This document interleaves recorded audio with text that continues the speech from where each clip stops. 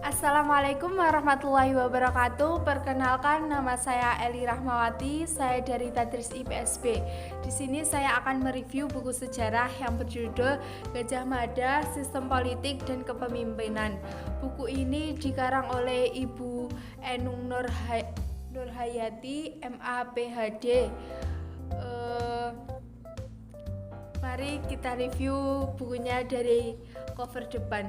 Di cover depan terdapat judulnya, yaitu Gajah Mada, Sistem Politik dan Kepemimpinan. Di sini ada gambarnya. Mungkin ini gambaran dari Gajah Mada.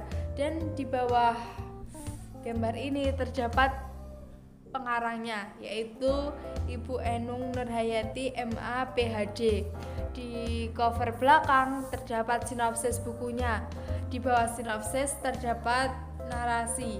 Narasi adalah penerbit buku yang beralamat Jalan Cempaka Putih nomor 8 Deresan CTX Gejayan Yogyakarta. Di samping penerbitnya ada barcode, dan barcode ini adalah menunjukkan bahwa buku ini sudah ISBN.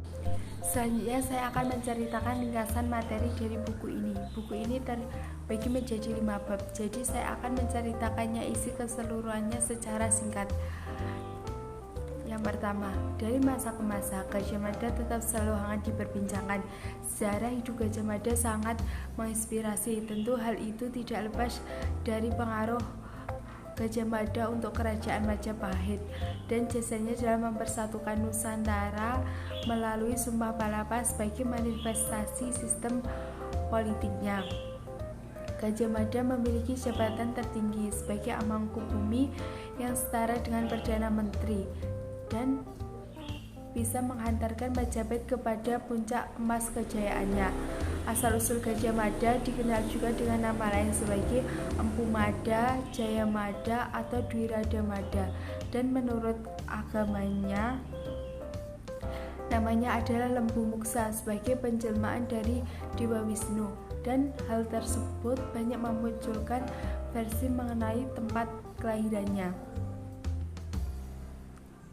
seperti yang tertulis dalam kitab Usana Jawa. Gajah Mada dilahirkan di Pulau Bali Agung dan suatu masa berpindah ke Majapahit. Selain itu juga dijelaskan pada Babat Arung Bondom, diuraikan tentang asal-usul Gajah Mada, yaitu anak seorang Pati Majapahit bernama Lugender. Selanjutnya, hasil tafsir dari Agus Munandar. Dalam Serat Pararaton, Gajah Mada diperkirakan sejatinya anak dari Gajah Pagon, salah seorang pahlawan Majapahit yang terluka di Padakan. Akan tetapi hingga sekarang belum ditemukan bukti yang kuat menyatakan tentang kelahirannya. Perjalanan karir Gajah Mada dirintis dari jabatan rendah, yaitu sebagai bekal pasukan Bhayangkara.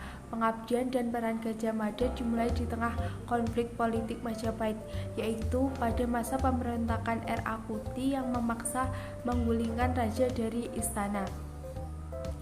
Pada masa pemberontakan itu, raja-raja sanegara mengungsi dan dikawal oleh pasukan Bhayangkara yang dipimpin oleh Gajah Mada. Raja bisa diselamatkan oleh muslihat Gajah Mada tersebut, dan melalui pengabdiannya Gajah Mada diberi cuti selama 2 bulan. Selanjutnya, Gajah Mada berhenti sebagai kepala Bekel Bhayangkara. Gajah Mada memperoleh kenaikan jabatan, yaitu dilantik sebagai gubernur Kahuripan dan dipindah menjadi gubernur Daha. Selanjutnya, Gajah Mada menggantikan Aryatadha sebagai jabatan Amangkubumi, tapi pada saat itu Gajah Mada masih menolak perintah Aryatadha untuk menggantikan jabatan dari Patih Amangkubumi, kecuali setelah dia kembali dari Sadeng. Mendengar jawaban dari Gajah Mada seperti itu, lalu Aryatadha berjanji akan menolong Gajah Mada saat menghadapi persoalan-persoalan yang luar biasa. Memperoleh dukungan dari Aryatadha, Gajah Mada berangkat bersama pasukan Majapahit menuju ke Sadeng dan Keta. Setelah aman dari pemberontakan, Gajah Mada bersedia menjadi Mahapati Amangkubumi. Gajah Mada adalah Mahapati Amangkubumi yang berjaya mewujudkan penyatuan Nusantara. Kejayaan Gajah Mada itu tidak lepas dari kemahirannya dalam melaksanakan politik. Misalnya, perkara Sumpah Palapa yang menjadi manifestasi dari sistem politiknya. Sumpah Palapa yang diucapkan Gajah Mada yang dicatat oleh Serat Pararaton ditemukan ada 10 wilayah Nusantara yang menjadi sasaran harus mengakui kejayaan Majapahit, yaitu Gurun, Seran, Tanjung Pura, Haru, Pahang, Dompo, Bali, Sunda, Palembang, dan Temasek. Program politik pembangunan Majapahit, Gajah Mada pernah mengeluarkan prasasti atas namanya yang dikenal dengan nama prasasti Gajah Mada D111. Gajah Mada mengeluarkan prasastinya semasa Majapahit dipegang oleh Ratu Tribhuwana Tunggadewi. Gajah Mada dalam melaksanakan program politiknya tidak semua berhasil.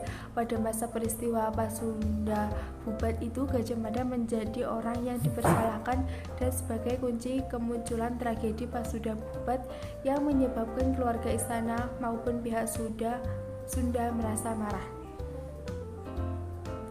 Citra Gajah Mada yang berbeda atau bertolak belakang antara satu karya dengan karya lainnya ditemukan secara detail melalui penokohan Gajah Mada dengan sifat-sifatnya.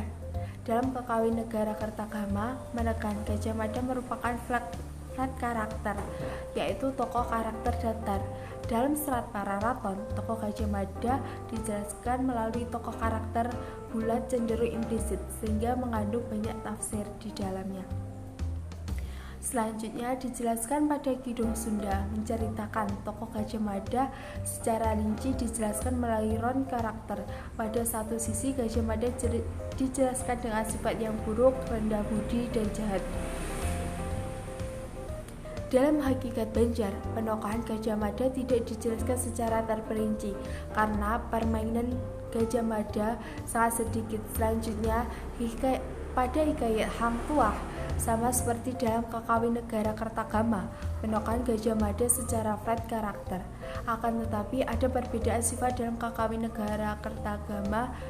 Flat karakter mewakili semua sifat baik, sedangkan dalam Hakikat Hang Tuah, flat karakter Gajah Mada mewakili sifat semua jahat.